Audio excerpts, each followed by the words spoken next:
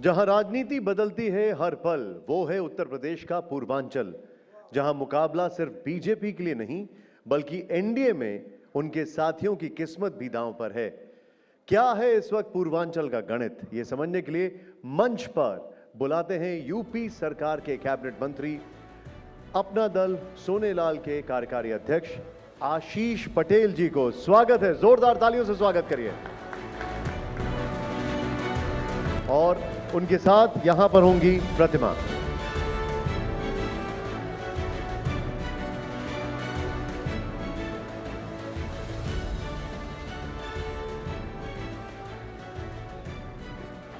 आवाज आ रही?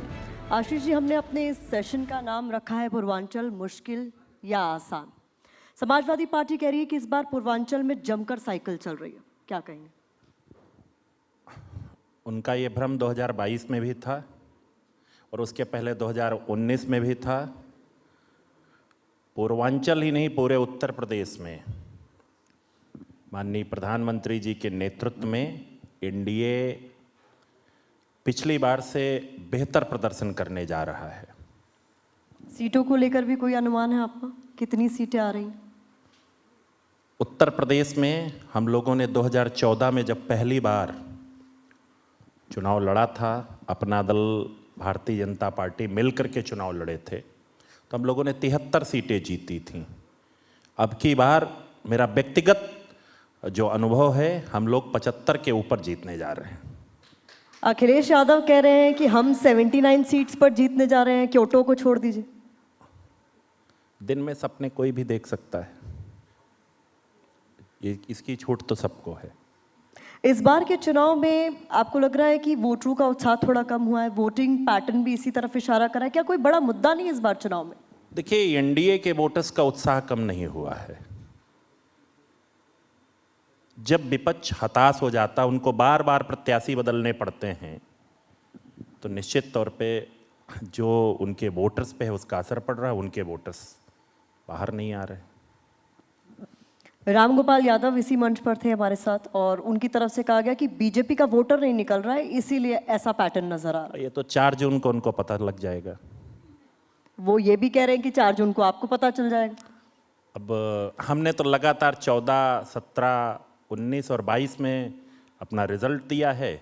वादे तो पहले भी वो करते रहते थे, बहुत सारे उनका पहले भी उन्होंने बहुत सारे कहे थे कि हम ये करेंगे, हमारी सरकार बन रही है, लेकिन जनता तो अपना निर्णय सुना ही देती है। अखिलेश यादव ने इस बार के चुनाव में जो रणनीति बदली है, एमवाई फैक्टर से पीडीए पर वो आए हैं, उसका कोई नुकसान आप होता हुआ देख रहे हैं? क्योंकि उसके आधार पर वो जरूर ये दावे कर रहे हैं कि इस बार फायदे में वही है। देखिए, उत्तर प्रदेश की जनता, विशेषकर पीडीए वर्ग से आने वाले लोग बहुत समझदार हैं। इनकी 4 बार सरकार रही है। इन्होंने उसके पहले भारत सरकार में अपने सांसदों के सहयोग से सरकार चलाई है। पिछड़े वर्ग के लिए इन्होंने किया क्या है, ये सब पिछड़े वर्ग के लोग जानते हैं। तो सिर्फ बोलने से नहीं होता है।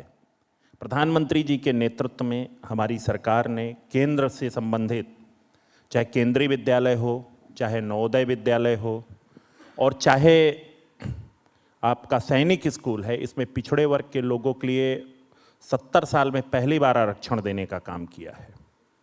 तो पिछड़े वर्ग के लोग इस विषय को जानते हैं कि एनडीए की सरकार ने प्रधानमंत्री मोदी जी के नेतृत्व में हमारे लिए क्या किया है और इन्होंने हमारे लिए क्या किया। मुलायम सिंह जी रक्षा मंत्री थे, उन्होंने रक्षा मंत्री रहते हुए पिछड़े वर्ग के बड़े नेता थे, इन्होंने कभी भी इस विषय पर विचार तक नहीं किया कि सैनिक स्कूल जैसे महत्वपूर्ण उस पर पिछड़े वर्ग से आने वाले छात्रों के लिए प्रवेश में आरक्षण होना चाहिए।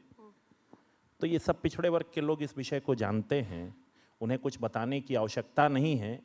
अब कहने के लिए आप कुछ भी कह सकते हैं। मैं तो एक उदाहरण दूंगा कि 2008 में जब नीट की परीक्षा में पहली बार इस कॉन्सेप्ट को लागू किया गया और पिछड़े वर्ग के लोगों को छोड़ दिया गया, उस समय भी कांग्रेस की सरकार थी और समाजवादी पार्टी के समर्थन से चल रही थी, लेकिन पिछड़े वर्ग को उस समय छोड़ दिया गया और उस नीट की परीक्षा को भी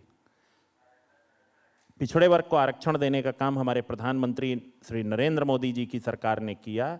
हमारी नेता अनुप्रिया जी ने जब भी इस विषय को उठाया, उन्होंने इस पर निर्णय लेते हुए पिछड़े वर्ग को आरक्षण देने तो का आप राहुल गांधी और अखिलेश यादव को क्या कहेंगे? राहुल गांधी भी ये बात बार बार हर मंच से दोहरा रहे हैं कि ओबीसी के साथ यहाँ न्याय नहीं हो रहा है, ओबीसी विरोधी ये पार्टी है, और वहीं अखिलेश यादव की भी कुछ यही सुर है। देखिए, उनके पास कुछ बोलने के लिए नहीं, विपक्ष में हैं तो उन्हें कुछ ऐसे विषय उठाने हैं। कोई कंक्रीट काम किया होता पिछड़े वर्ग के लिए उन्होंने, तो वो विषय उठाते।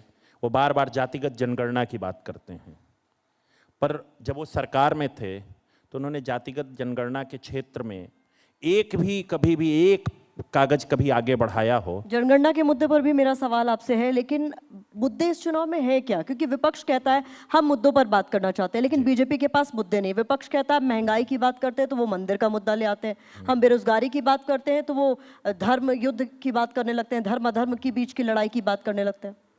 देखिए, उनके पास अगर कोई ऐसा मुद्दा हो, देखिए प्रधानमंत्री जी के नेतृत्व में हमारी सरकार ने, माननीय मुख्यमंत्री योगी आदित्यनाथ जी के नेतृत्व में, मैं भी उस सरकार का एक सदस्य हूं, जिस प्रकार से आम जनमानस के जीवन स्तर को बदलने के लिए बहुत छोटी सी शुरुआत हम गांव से करते हैं।